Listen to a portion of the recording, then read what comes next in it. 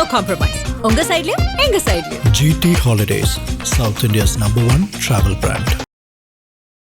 IBC Tamil நேயர்களுக்கு வணக்கம். இன்றைய சிறப்பு நேர்காணலில் நம்முடைய இணைந்திருக்கிறார் வானிலை ஆய்வாளர் செல்வகுமார் அவர்கள். வணக்கம் சார். வணக்கம் வணக்கம் வணக்கம். இப்போ புயல் எந்த இடத்துல எக்ஸாக்டா இருக்கு? பல்வேறு மாவட்டங்களுக்கு பள்ளிகளுக்கு விடுமுறை கொடுத்திருக்காங்க.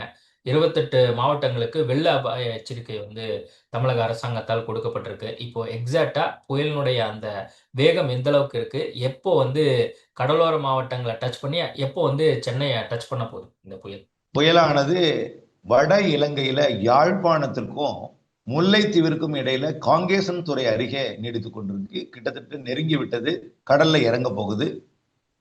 கோடியக்கரைக்கு சற்று கிழக்கு புறமாக, பாக்ஜல சந்திக்கு சற்று கிழக்கு புறமாக, அதாவது கோடியக்கரை முனையிலிருந்து சுமார் ஒரு 50 கிலோமீட்டர் தொலைவில் அது மையம் கொள்ள போகுது. ஆனா இது புயல் என்கின்ற பெயரை இழக்கப் போகிறது. அதாவது ஆழ்ந்த காற்றழுத்த தாழ்வு மண்டலமாக செயலிழக்க போகிறது இன்றைக்கு. காரணம் என்னன்னா, தமிழ்நாட்டின் கரையை கடக்க முற்படும் பொழுது அது மோதி பார்த்து செயலிழந்துடும், ஆழ்ந்த மண்டலமாக மாறிவிடும். இருந்தால் அது தொடர்ந்து முற்படும் பொழுது இது வடக்கு நோக்கி மிக மெல்ல நகரும். அதாவது வட நோக்கி நகர்வதை விட மேற்கு நோக்கி நகர முற்படும். இதனால இதுல நகர்வோட வேகம் குறையும். மேற்கு நோக்கி நகரும் பொழுது செயலிழக்கும், வடக்கு அது முடியாமல் வடக்கு நோக்கி நகரும். இதனால நேரம் எடுத்துக்கொள்ளும்.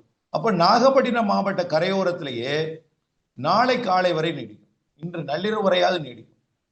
அதனால நாகப்பட்டினம் மாவட்டத்திற்கு ஏற்கனவே வேதாரண்யத்துக்கு 25 சென்டிமீட்டர் மழை பொழிவு கொடுத்திருக்கு. 25 சென்டிமீட்டர் நேற்றைக்கு 10 மணி நேரத்துல, 1 மணி நேரத்திற்கு 12 மணி நேரத்துல 1 மணி நேரத்திற்கு 2 சென்டிமீட்டர் பெஞ்சிருக்கு. 1 மணி நேரத்துல 1 மணி நேரத்துக்கு 2ன்னா அப்படியே ஆவரேஜா அதே மாதிரி போயிட்டே இருக்கு. இப்பவும் தொடர்ந்து கொண்டே இருக்கு. இப்போ மழை பெய்யாமல் இருந்த மயிலாடுதுறைக்கும் தொடங்கிடுச்சு, காரைக்கால் தொடங்கிடுச்சு, தீவிரம் அடைஞ்சிருக்குன்னு சொல்லலாம் காரைக்கால்லாம். நாகப்பட்டினம் மாவட்டத்தோட தலைநகர் நாகப்பட்டினம், நாகூர், வேளாங்கண்ணி எல்லாம் நல்ல வலுத்த மழையாக இது பதிவு செய்து கொண்டு பொழிந்து கொண்டிருக்கு. இதெல்லாம் பார்க்கும் பொழுது வேதாரண்யத்துல 25 சென்டிமீட்டர் மழை பெஞ்சிருக்கு. நாகப்பட்டினத்துல பாத்தீங்கன்னா 12 சென்டிமீட்டர் தான் மழை பெஞ்சது நேற்று. இப்போ இனிமேல் வரக்கூடிய 24 மணி நேரம் அது 1 மணி நேரத்துக்கு 2 சென்டிமீட்டர் என்ற ரேஷியோடைய தான் நாகப்பட்டினம் போகும்னு எதிர்பார்க்கப்படுகிறது. இப்போ நாகப்பட்டினத்திற்கு நாளை காலைக்குள்ளர 24 மணி நேரத்துல ஒரு 40-45 சென்டிமீட்டர் எட்டிவிடும் என்று எதிர்பார்க்கப்படுகிறது. நாகப்பட்டினம் மாவட்டத்தோட நாகப்பட்டினம், வேளாங்கண்ணி, வேட்டைக்கரனிருப்பு, அந்த கடலோர பகுதி, நாகூர், காரைக்கால், மயிலாடுதுறை மாவட்டத்தோட கடலோர பகுதி, இதெல்லாம் வரக்கூடிய மணி நேரங்கள்ல 1 மணி நேரத்துக்கு 2 சென்டிமீட்டர் 1.5 சென்டிமீட்டர் வீதம், கிட்டத்தட்ட 40 சென்டிமீட்டர்ல இருந்து 45-50 சென்டிமீட்டருக்குள்ள வரைக்கும் கூட எட்டலாம் போல இருக்கு. கொஞ்சம் அச்சுறுத்தும் மழையாக கடலோரம் தெரிகிறது. உள்ளே உள்ளே போய் பெருசா இல்ல. நீங்க சொல்லக்கூடிய மாவட்டங்கள்ல உங்களுடைய அந்த சென்டிமீட்டர் கணக்கெல்லாம் சொல்றீங்க இல்லையா? அப்படி இருக்கும்போது இது அதீத மழை தான் இல்லையா? அப்போ வெள்ள அபாய எச்சரிக்கை, அதே மாதிரி தாழ்வான பகுதிகளில் மக்கள் இருக்கக்கூடாது அப்படிங்கிறதுலாம் இது ஒரு ஒரு தகவலா நம்ம அதை புரிஞ்சுக்கலாம், ஒரு இன்ஃபர்மேஷனா. கண்டிப்பா. அதாவது நல்ல ஒரு, அதாவது உள்ளே போக வேண்டிய மழை, அதாவது திருச்சி வரை போக வேண்டிய மழை, அரியலூர் பெரம்பலூர் வரைக்கும் எட்ட வேண்டிய மழைய கொஞ்சம் இந்த குளிர்காற்று தடுக்குது. மழை உள்ளேயும் பெய்து கொண்டுதான் இருக்கு. உள்ளே திருச்சி வரையும் பெய்கிறது. ஆனால் உள்ளே 5-10 பெய்யுது. மன்னார்குடி எல்லாம் 5, 8, 10 இப்படிதான் உள்ளே பெய்கிறது. டெல்டாவினுடைய மேற்கு பகுதியில கடலோர டெல்டா, அதுவும் கிழக்கு கடலோர டெல்டா, வேதாரண்யம் 25, நாகப்பட்டினம் இப்போ அதை விட அதிகமாக போகிறது.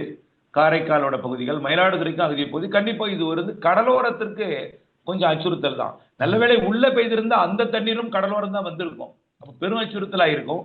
உள்ளே அளவாக பெய்கிறது, கடலோரம் அதிகமாக பெய்கிறது. இப்ப கடலோரம் இப்படியே கடலோரம் முழுவதுமே சென்னை வரைக்கும் கொஞ்சம் பாதிக்கும் மழை தான். சென்னை வரைக்கும் இதே நிலை தான்.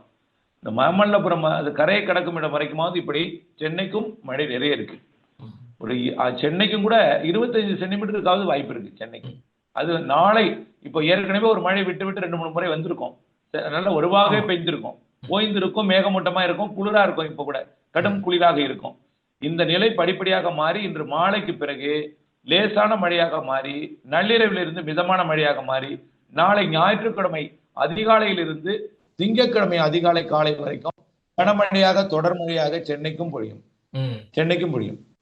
இப்போ நீங்க திருச்சி வரைக்கும் அதனுடைய தாக்கம் இருக்கு. பெரிதளவுல அந்த காற்றின் காரணமாக, அந்த குளிர் காரணமாக அது அப்படியே நகர முடியல அப்படின்னு நீங்க சொல்றீங்க. அப்படியே அந்த டெல்டா பகுதியில வந்து இப்ப திருவாரூரா இருக்கட்டும், மற்ற அங்க கும்பகோணம் அந்த மாதிரி பகுதிகளில் மழைப்பொழிவு எப்படி இருக்க போகுது? கண்டிப்பாக. அதாவது இப்ப நாகப்பட்டினத்திற்கு மணி நேரத்திற்கு 2 சென்டிமீட்டர்னா அங்கே கண்டிப்பா ஒரு இதுல ஒரு கால் பகுதியாவது இருக்கும். அதாவது ஒரு 10லிருந்து 15 சென்டிமீட்டராவது இருக்கும் கும்பகோணத்திற்கு. தஞ்சாவூருக்கும் 10லிருந்து 15 சென்டிமீட்டர் இருக்கும். மழையே இனிமேல் தான் பெய்ய போகிறது. இலங்கையின் தரையிலிருந்து 11:30 மணிக்கு தான் இறங்க போகுது. இறங்கியதும் கடல்ல இறங்கினால் கொஞ்சம் பொதுவாக தீவிரமடையும். ஆனால் இது செயலிழந்து நீராவியை கொண்டு வந்து ஏற்றப் போகிறது. அதாவது பெருசா புயலுக்கும் ஆழ்ந்த மண்டலத்துக்கும் பெரிய காற்று வேறுபாடு இருக்காது, கொஞ்சம் தான் வேறுபாடு.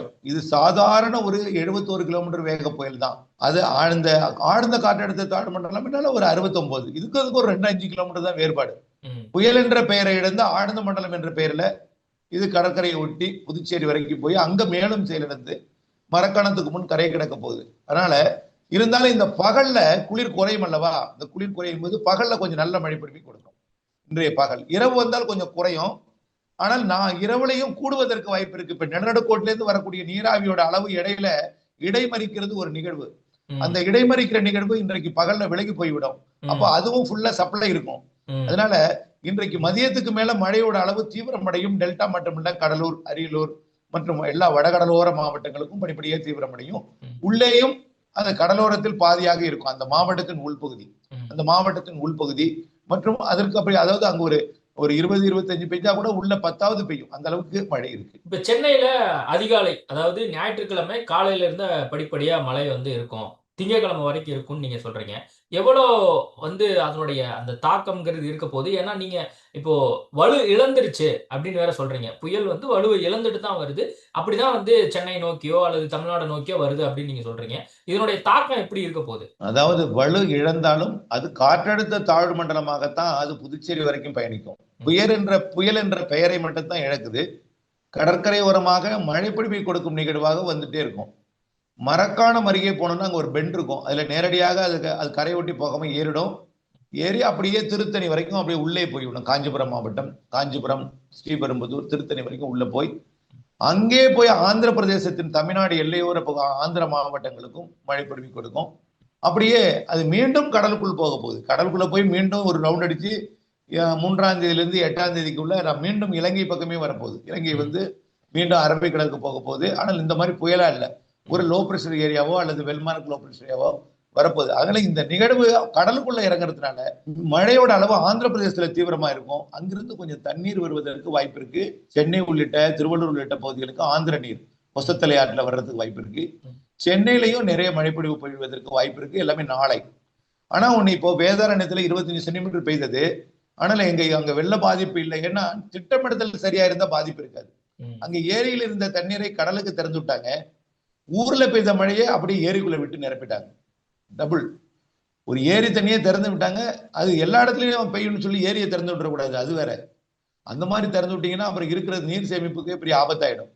ஆகவே திட்டமிடுதல் எங்கே அதிகம் பெய்யணும் அப்படின்னு பார்த்தா அதை மேலாண் பண்ணி அது பண்ணிட்டாங்க. அதே போல செம்பரப்பாக்கம் ஏரியிலிருந்தும் தண்ணியை திறந்து விட்டுருக்காங்க, போயிட்டு இருக்கு கொஞ்சம் கடலுக்கு. இப்படி மேலாண்மை சரியாக இருந்தால் பெரும் பாதிப்பு இருக்காது. ஆகவே பழைய புயல், பழைய பாதிப்பு இதெல்லாம் நாம இப்ப வந்திருக்கக்கூடிய அந்த புயலை பார்த்து நம்ம அச்சப்படணுமா? இந்த டிட்வா புயலை பார்த்து? அதாவது அதுதான் அச்சம்.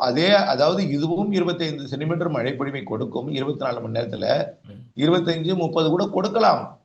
அப்படி கொடுத்தாலும் பழைய புயல்களோட சேர்த்து ஒப்பிடாமல், இப்ப செம்பரம்பாக்கம் ஏரியெல்லாம் திறந்து விடப்பட்டிருக்கு, சீரா குறைக்கப்படுகிறது. ஆந்திராவிலிருந்து தண்ணீர் வந்தா கூட செம்பரம்பாக்கம் ஏரியை நிரப்புவார்கள்.